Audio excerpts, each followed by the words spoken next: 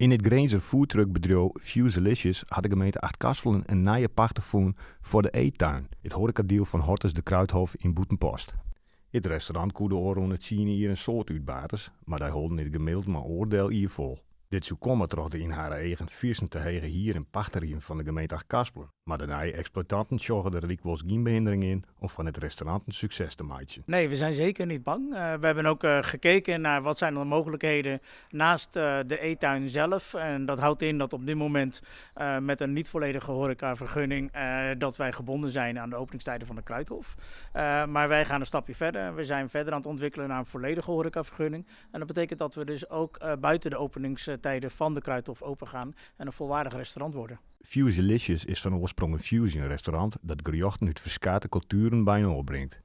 De Grenzers willen dit bijzondere concept ook in Boetenpost terugvieren. We hebben bijvoorbeeld een traditioneel gerecht zoals de cordon bleu. In dit geval maken wij hem van kalkoen.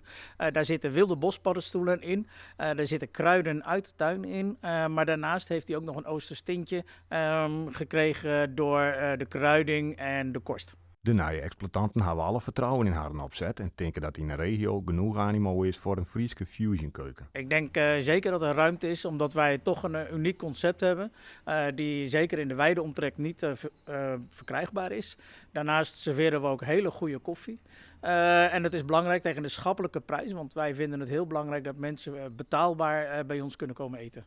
Net alleen nog de menukaart wordt oors, ook om en in het restaurant giet het in nog vrooien. We zijn nu vooral nog bezig binnen met onze banken neerzetten. Ook al de inrichting krijgt een hele andere look. Een lounge gedeelte en een diner gedeelte. En ons terras wordt ook geweldig. En we zijn met alle aanpassingen bezig. En we zijn ervan overtuigd dat wij hier 9 april een hele mooie zaak kunnen neerzetten.